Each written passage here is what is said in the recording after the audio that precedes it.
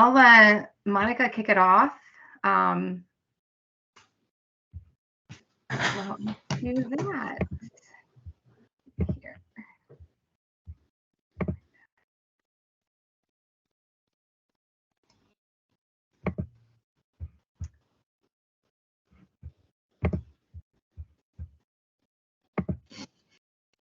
Okay, now I've lost it.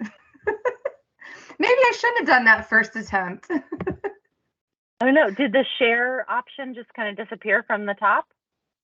No, it looks like, let me see if I do this.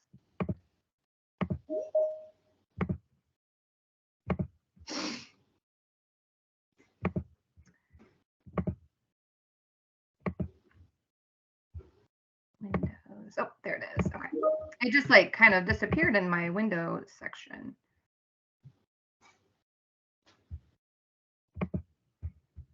Expand it here. Perfect. Looks good. Yeah, awesome. Okay. All right, well, thanks everyone for joining the call today. My name is Monica Duffy, and I'm a registered dietitian with the Marion County Public Health Department. So we're gonna go over our FreshBucks program and our communication efforts. So I'll let Michelle introduce herself as well before we dive in. Excellent. Thanks, Monica. I'm Michelle Shippey, and I am in the Chronic Disease Department, the Marion County Public Health Department as well. My role is the Nutrition Incentive Project Director, and I work alongside Monica and also Elise Gahan. She still has a few hours she holds on to a little bit as we transition to our new staff, Allie, who just started this week. And then we also do a produce prescription program.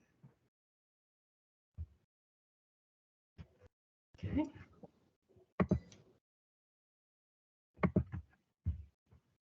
All right. Okay, so just a little outline of what we're going over today. We'll talk about our communication efforts and show you some examples. So we'll start with social media and go over a few other aspects that we do, like flyers, posters, mailers, billboards as well. We'll go over some successes and some things that we've learned along the way, and the benefits of investing in communication efforts. And we'll talk about funding, and we can take questions at the end. Okay, so I'll talk about social media. So that's primarily what I support with the FreshBucks program. So we have a FreshBucks Indy Facebook page, and we have a FreshBucks Indy Instagram page. These two platforms get pretty much the same content. We use Hootsuite for posting, which has been super helpful in planning posts. So I try and plan about a week or two out for these posts, and we do about 3 posts per week. And we do stories on top of that, just kind of as warranted. For the summertime, of course, we want to, focus on our farmers markets to really encourage people to go and utilize their FreshBucks resources. Also, we have general posts explaining, what is FreshBucks and how to go about using it. So we have those types of posts for both the farmers markets and at the Safeway stores. We've been doing produce highlights as well. We find that it's nice to just kind of highlight seasonal produce. So of course, lately we've been trying to highlight some summer seasonal produce, and kind of same thing with recipes, trying to just share some recipes using some summer produce. Something that we recently started doing once in a while is doing staff introductions, and that's actually something that we'll have to do in the next couple of weeks because we had a new FreshBucks employee start just this week. So here are some examples of our FreshBucks social media postings. So on the left-hand side, we have a post about, market, a specific market. So we have a post like this for every market in Marion County that accepts FreshBucks. So, we have address and times and, when people can go. The middle post is, just kind of a how-to post for Safeway, but we have pretty much the same post for farmers markets to give people instructions on how it all works.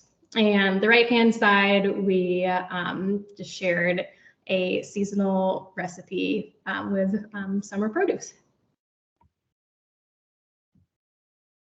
Okay, And something that I actually just started doing about a month ago is supporting the statewide Double Up Indiana social media account. So some posts are general and some posts are a little bit more specific. So you see on the left-hand side, so pretty general, going over hydrating fruits and vegetables for the summer. On the right-hand side, that's an example of a produce highlight. And, like I said, this is something that I just started doing about a month ago. So this can definitely grow, and, I'm open to feedback on different types of posts I can do. One example would be, farmers markets as they pop up throughout the state. I can share that as well.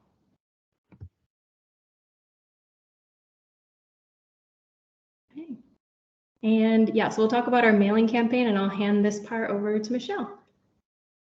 Thanks, Monica. All right. So the next few efforts that we have done with communications, one in specific that seemed to be very successful, and I want to just kind of do a shout out to the St. Joe Foundation, because they're the ones that gave us the idea and also provided a template mailer for us. So thank you, Mary, and anybody else on the call. But with the mailing campaign, we used Printing Partners. That it is an Indiana vendor, and they have a specific way of doing some different mailers to specific like zip codes or participants that it doesn't go to any specific address. It typically just goes within an area of that zip code. So we were able to reach 10,000 households in the first mailing that we did it was the beginning of the market season. We had it set in selected zip codes where we knew there were SNAP household users, and also set it at under a $40,000 annual income of the household. Some of the other segments is they were around specific farmers markets, as well as around a 1 mile radius of the Safeway food stores.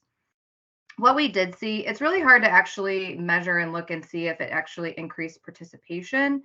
But we did see website traffic increase for FreshBox. And then we also saw participants were actually bringing their mailers to some of the clinics. And our partners were like sending us emails saying, hey, we just want to let you know some of our patients got this.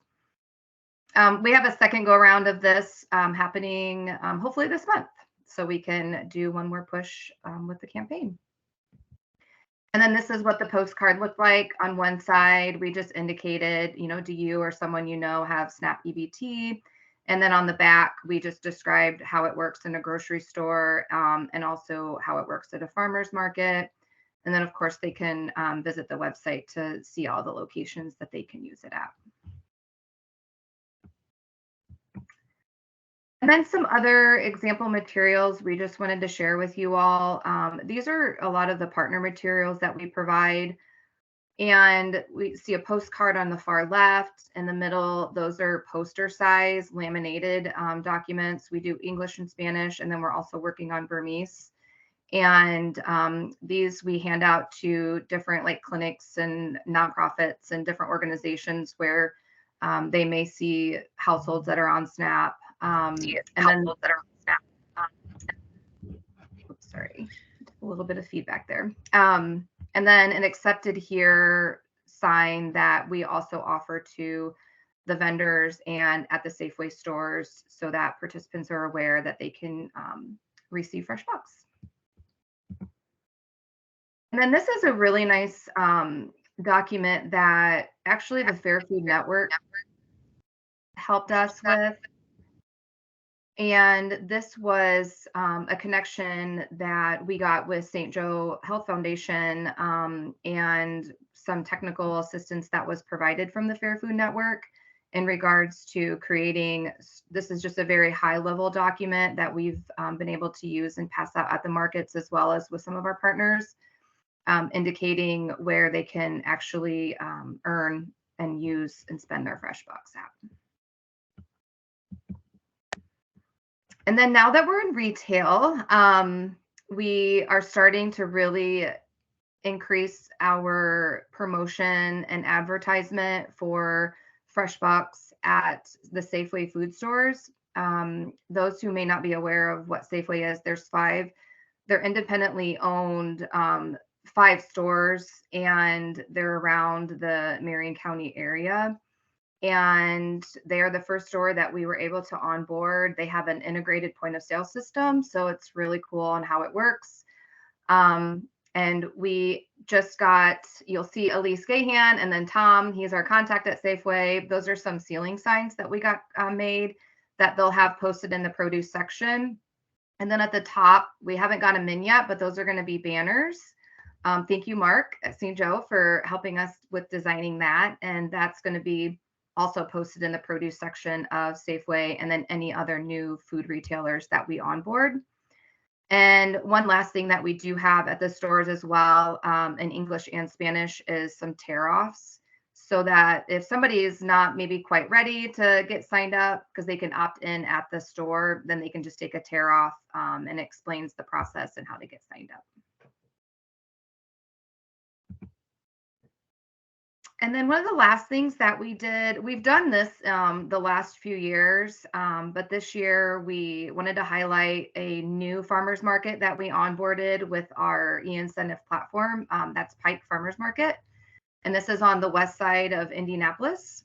And so we had 3 or 4 billboards within a specific zone and area and zip codes around that market. And really tried to be basic with it: times, dates, locations, embedding our website logo, and then the farmers market logo. So it's really that cross promotion of the farmers markets itself, but also that we're doing Double Up and Fresh Bucks there. And then we also did Broad Ripple. Broad Ripple is one of our biggest farmers markets, but they moved locations this summer. So we wanted to make sure that we provided that advertisement so that users knew that there was a new location for the Broad Ripple Farmers Market. And then this is an actual billboard of our Fort Bend Farmers Market. And I wanted to show this as an example. The city of Lawrence actually purchased and paid for this billboard, but it's a good example of how you can kind of embed. We provided them the logo, and that you can just kind of embed in a way so you're not spending on it, but your partners may be, that you can just incorporate some advertisement of your own program. So it's really important for just making those connections and communication efforts within your markets and retailers as well that may be able to support that funding piece of it. And then the last couple of slides we just wanted to share was some lessons learned and some of the successes. So as many of you may know, communication planning does take time, and building capacity of that is key. And so we were just so pleased to be able to move Monica from a part-time position. Half of her time is on our GusNIP grant with Produce Prescription, and then into a full-time position to help us really work on the communication efforts for FreshBox. It's really hard to make it a priority when it's not necessarily your role or your responsibility. So being able to have a point person to be able to do that has been helpful. The simplicity of using Double Up Indiana branding as well. We have the logos, the color schemes, the branding guidelines that are already created. And then also just the funding.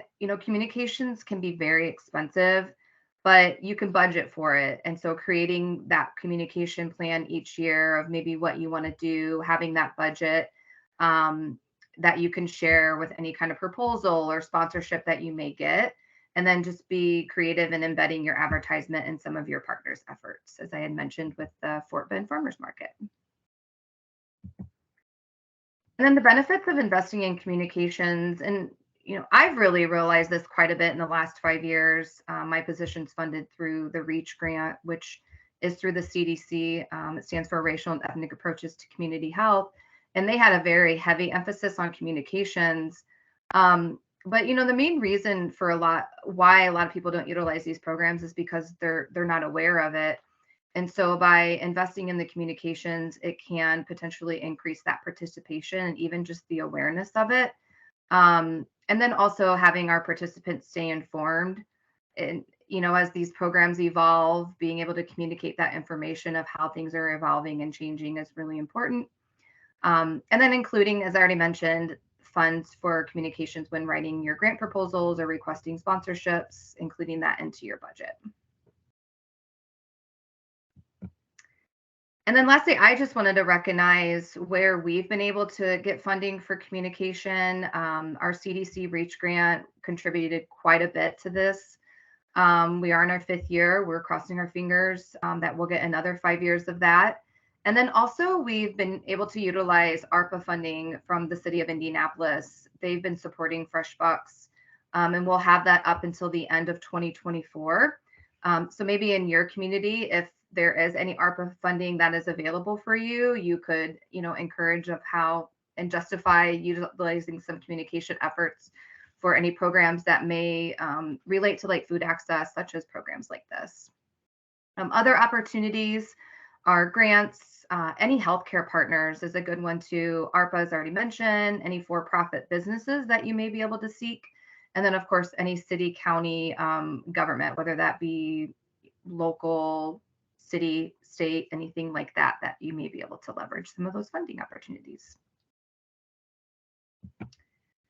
And then that is what we have. Monica, I don't know if you had anything else you wanted to add to that. No, it pretty much says it all. But we're happy to take questions if anyone has any questions or comments.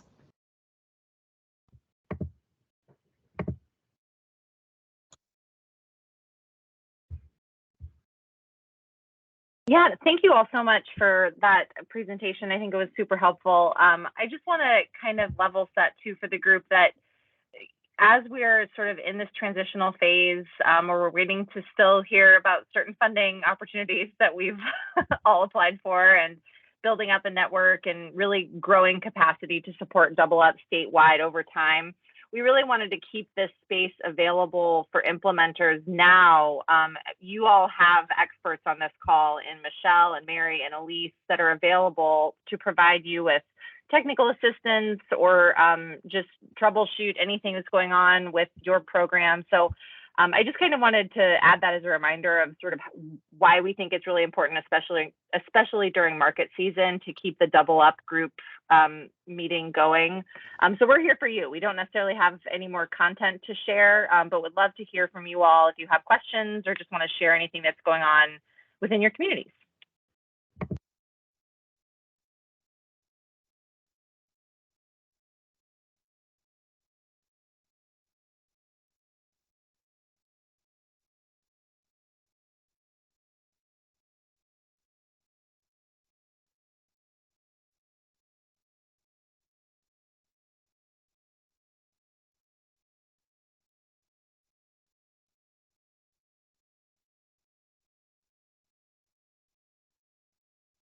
Mary, would you want to give, yeah, I saw you just unmuted there. I was just wondering if you would want to give the group an update on, I know you and I are talking later, but just maybe a quick update on the Double Up grant program. Yeah, I just put a graphic in the chat. I don't think I can share my screen, but I don't know if everybody can look at that graphic. I can click on it, so I think probably everybody else can click on it too and take a look at it. The map is not quite accurate. We're having a problem on the website getting all the newer markets to appear on the map, but the list is accurate of now all the markets that are participating in Double Up. Most of them are participating through the state-funded program, and then of course the ones in Fort Wayne are Double Up GusNIP grant, and the ones in Indianapolis, the retail locations with Michelle and Monica, are through the FreshBucks program. So, but we're all kind of under the same umbrella, at least on the website with the locations. And so we've made some good progress. I think there's 50 locations overall. And I just pulled up, we only have reporting through June. We don't have July's numbers yet, but we've had, let's see, we've had $6,300 in Double Up go out into the community and $4,500 redeemed. So it's not a lot, but that's obviously not, a lot of those programs are still getting started, and some of their biggest months are July and August. So hopefully they're going to keep gaining some recognition where they are, and these numbers will keep growing. I would say our winner chicken dinner for the most Double Up issued and redeemed is in Goshen Farmers Market. They seem to have a lot of great resources up there, and they do not just Double Up, but a variety of different incentive projects. So So it's fun to watch and get to know all these different markets across the state. We do still have some money available, about $20,000 available left to grant out. If you know of some markets out there that might want to take advantage of it.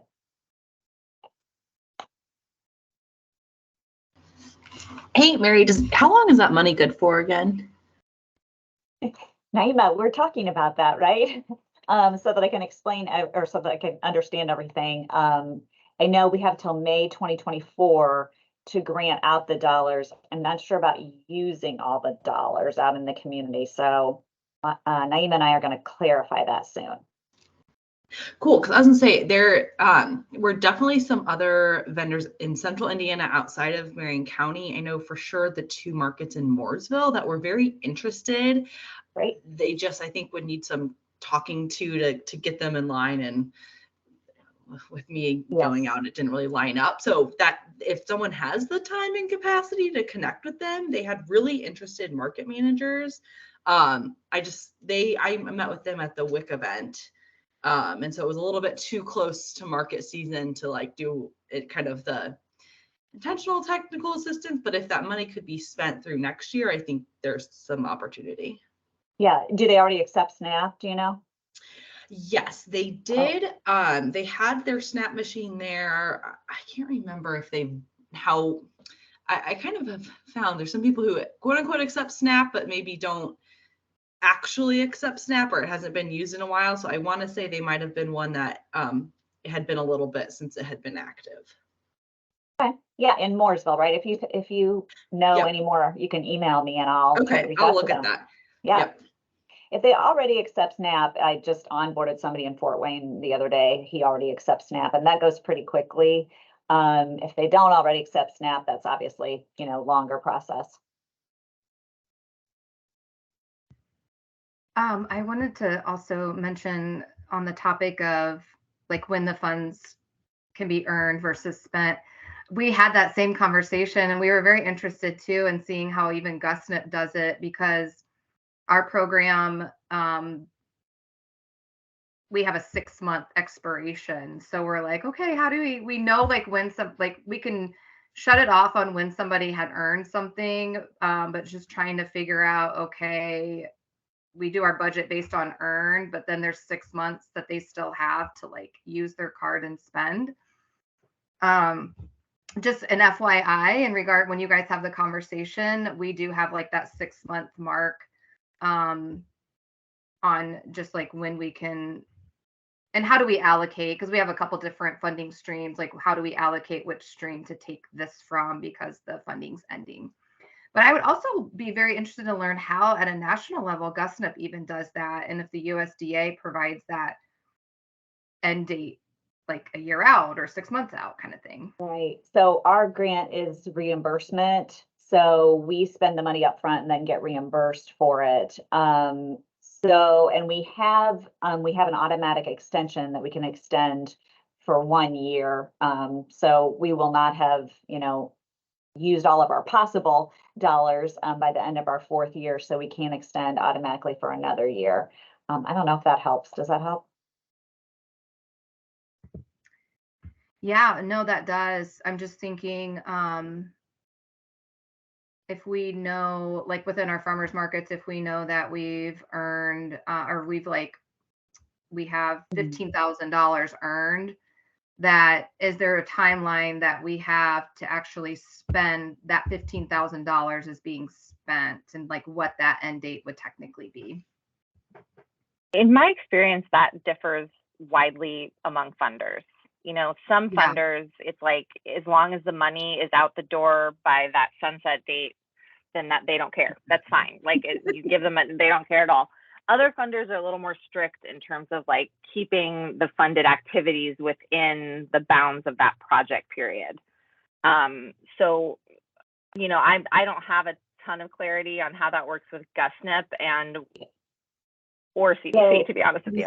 Yeah. So we're only getting reimbursed for double up that's actually been redeemed, if that makes sense. So we are not getting reimbursed with our GusNIP dollars by GusNIP that it just has been, or by, double up that has been issued. It's only on what's been redeemed. And then I do have a couple different, the Michigan Farmers Association provided me some information on if you can allow the double up dollars to expire and how much of a write-off you can take on your books, if there's, tokens that are still out there or not, because our accountant was kind of, worried about that kind of thing. So I have that information too, if anybody's looking for that. I definitely needed clarity on that. The SNAP can never expire, obviously, but the double up can expire if you want to do it that way. I had a question like off of that. So it's good to know that's how GusNIP does it. Any thoughts? So like one of our big questions is with our ARPA dollars, like does anyone know on other funding sources, is it that, I mean, it's a reimbursable federal grant, so it's probably going to be the same thing, but we're trying to see like if it's possible, with the e-incentives, like we transfer money to a payout account. And so we're like, in the ideal world, that transferred money could be what we claim as reimbursed, and then it gets paid out as it happens. Yeah. We'll see. And that's what we're doing with the state right now too. So that's what Naima and I are going to have to talk about, because we have provided sort of an advance to the markets for those double up dollars. So that's what we'll have to talk about. The market operations, they should be able to spend that money down, but the advance for the double up, if they don't spend it all, what do we do with that?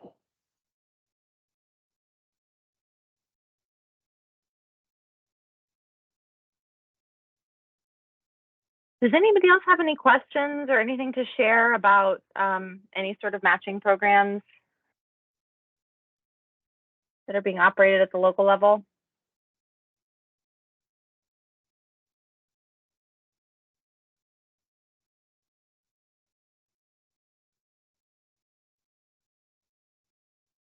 All right, well, that's all right.